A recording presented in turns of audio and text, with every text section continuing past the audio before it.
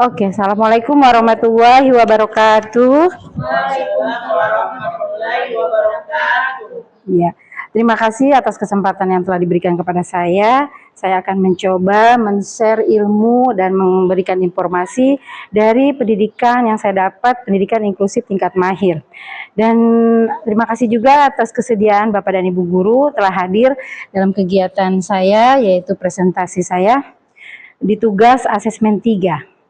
Sebelumnya kita sebagai guru itu tidak hanya sekedar mengajar, tapi juga guru itu harus bisa menjadi peneliti.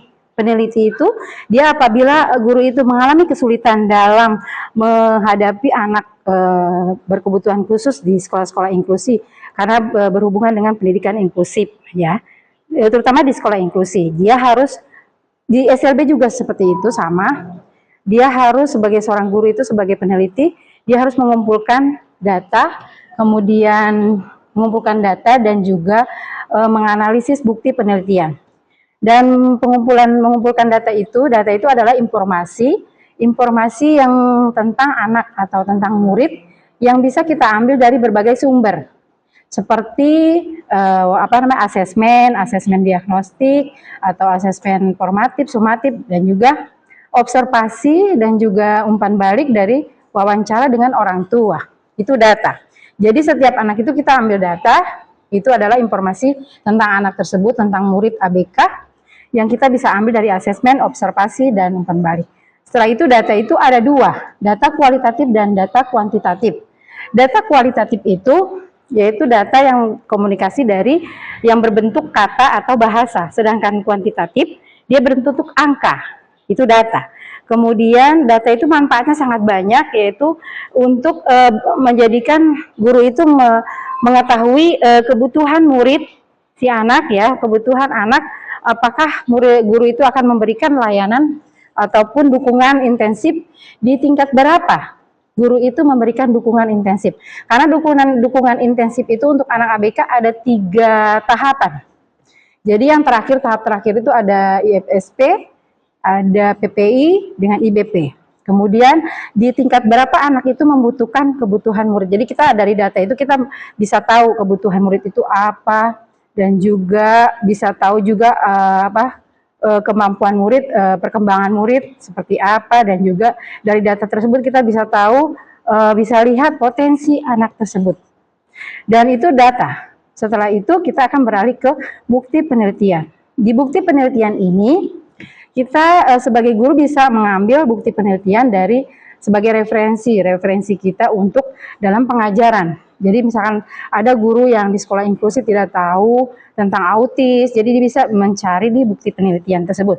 Dalam menganalisis bukti penelitian itu adalah literatur abu-abu. Literatur abu-abu itu artinya dia tulisan hasil karya tulis yang dari hasil penelitian.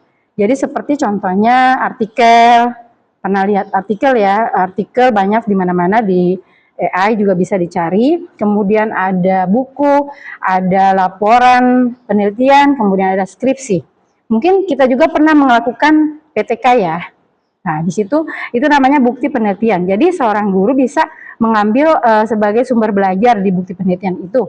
Itu adalah literatur abu-abu.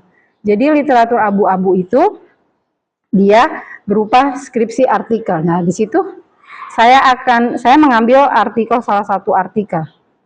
Jadi bisa dicari salah satu artikelnya. Berarti ini kemudian selain artikel bisa juga didukung dengan buku-buku bacaan tentang pendidikan inklusif, kita bisa cari. Kemudian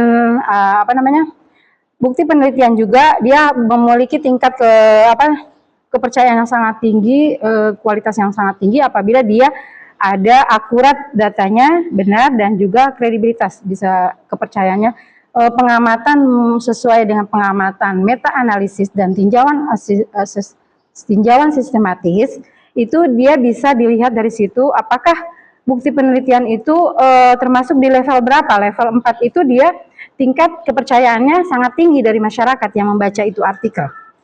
Itu nanti kita bisa cari caranya dalam menganalisis. Nah, ini ada artikel yang saya ambil, dan guru tidak boleh hanya satu mengambil artikel itu, jadi dia harus 2 atau 3 mencarinya, jadi bisa ada perbandingan ya, jadi bisa jadi sumber belajar. Kemudian ini contoh artikel yang saya ambil, bisa diklik di situ, ini contohnya. Jadi kalau melihat artikel, kan artikelnya jadi bisa referensi kita, bisa menambah ilmu, kemudian menjadi, nah di situ ada publish ya, publish itu kalau dia tahun berapa? Tahun 2020 berarti dia kemuktahirannya itu dipublish baru, masih baru. Jangan sampai mengambil artikel yang tahun 90, jangan. Jadi kalau mau ngambil artikel itu yang masih baru-baru, tahunnya 2020, 2021, 2, 3, 4, 5. Kemudian dia bisa di-download. Ini contoh artikel. Dan caranya, kalau artikel itu, kembali lagi ke ini, ya ini ya contohnya ya, tadi artikelnya saya ini tentang apa ya, di sini tentang pembelajaran apa tadi itu ya, proses pembelajaran matematika pada anak autis di sekolah inklusi. Kan masih ada guru-guru yang di sekolah inklusi juga tidak mengerti apa itu autis, jadi bisa mengambil, di situ ada gambarannya, dia bisa di-download di PDF, kemudian dia bisa ada abstraknya, dan di situ dilihat publishnya, baru siapa yang menerbitkannya di situ. Di situ bisa dilihat ya. Kalau untuk artikel, nah itu contohnya, contoh salah satu artikel. Kemudian di sini, nah bagaimana caranya kita mengambil atau menganalisis, mengambil cara di bukti penelitian itu di mana? Itu bisa kita ambil di Google Scholar. Ya, Google Scholar itu seperti ini. Ini saya buka dulu coba. Jadi ketik saja Google Scholar, nanti kita bisa cari berbagai macam artikel di sini. Nah, nanti dia buka saja di Google Scholar. Nah, di sini. Jadi kita misalkan mau ngetik artikel apa judulnya? Artikel tentang apa gitu, pendidikan inklusi. Bisa juga mencari buku. Di situ kita caranya mau pendidikan inklusif. Nah, artikel pendidikan inklusif. Dia nanti akan seperti AI ya. Nah, jadi itu namanya Google Scholar, cara kita mau mencari bukti penelitian. Jadi nanti dia terbuka. Banyak sekali artikel-artikel yang kita bisa lihat dan kita bisa ambil. Tapi untuk mengambil artikel harus ada caranya. Bagaimana artikel itu bisa memenuhi kualitas yang bagus. Jadi sumbernya juga yang bagus. Nah, ini bisa dicari, ketik saja apa saja. Kemudian setelah itu di situ bisa ya, di Google Scholar itu kita bisa cari.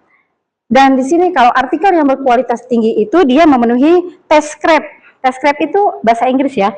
Yang pertama kalau bahasa Indonesianya yang memenuhi 5 kriteria. Artikel itu dia berkualitas tinggi apabila ada 5 kriteria. Yang pertama, dia artikel itu dia harus kemuktahiran. Artikelnya dipublishnya masih baru. Jangan yang so lama. Nah, yang kedua, yang tadi ya, kayak tadi contohnya kan 2020 masih boleh. Kalau yang bagus lagi yang 2025, 2026 dia terbitkan, dipublish. Kan ada publish. Kemudian yang kedua syaratnya di TestScrape ini, selain dia kemuktahiran, yang kedua itu dia relevan. Relevan itu artinya berhubungan dengan topik yang kita bahas, pendidikan inklusif. Misalkan kita mau ambil, jadi berhubungan dengan, misalkan Pak Haris mau ambil apa? Tentang anak autis atau apa, bisa berhubungan dengan topik yang kita sedang pelajari, begitu. Berhubungan dengan yang kita ajari di kelas. Tunarungu bisa juga kan? Pak Haris bisa mencari di Google Scholar tadi tentang tunarungu, banyak sekali. Di TestScrape itu yang pertama tadi kemuktahiran, kemudian yang kedua relevan dengan topik yang kita bahas, misalkan pendidikan inklusif. Yang ketiga juga artikel itu harus memenuhi syarat kredibel. Kredibel itu bisa dipercaya. Kalau dia tidak bisa dipercaya, sumbernya dari mana, harus diteliti sekali itu artikel. Jangan guru itu asal comot, ini artikel ini bagus, viral, langsung ambil, jangan. Jadi dia harus diteliti, ini apakah dia ini kredibel, dapat dipercaya, siapa penelitinya. Kemudian yang ketiga, yang keempat, dia harus datanya akurat. Akurat itu, artikel itu harus benar datanya. Jangan hasil penelitian yang karang-karang gitu, tidak betul. Jadi dia harus benar. Yang keempat, yang kelima, dia harus memiliki tujuan artikel itu. Artikel itu harus ada tujuannya yang bisa jadi tujuannya positif. Maksudnya baik untuk bermanfaat untuk guru, dan berfungsi gitu. Maksudnya bisa kita ambil jadi buat sumber belajar. Itu 5 test scrap. Kemudian ada lagi temuan artikel yang tadi saya punya itu yang pembelajaran matematika di sekolah inklusi, dia berkualitas tinggi. Saya sudah analisis dan hasilnya positif. Positif itu sangat bermanfaat sekali buat guru yang belum tahu tentang autis. Dia bisa dijabarkan di artikel situ tentang autis seperti ini, ciri-cirinya seperti ini, cara pembelajarannya seperti ini. Kemudian dia memenuhi penilaian tadi, tes scrap itu ada 5. Itu namanya artikel yang berkualitas tinggi. Kemudian sumber dampaknya memperluas bagi guru. Kalau kita mengambil artikel ataupun buku atau sumber yang lain, itu dari bukti penelitian bisa memperluas sumber belajar kita sebagai guru dan meningkatkan kemampuan kita dalam berpikir kritis dan mempermudah evaluasi pendidikan. Setelah itu dampaknya itu. Nah, jangan lupa lihat di daftar pustakanya, referensinya apa dia. Apakah dia ngambil dari buku-buku. Yang lebih kuat lagi itu kalau artikel diambil dari buku-buku ya. Biasanya kan kalau bikin PTK, mungkin pernah bikin PTK ya. Diambil dari buku-buku kan, baru dibikin PTK.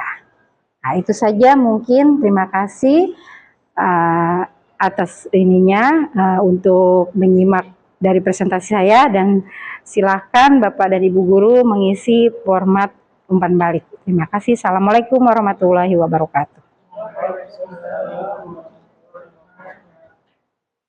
Silakan diisi.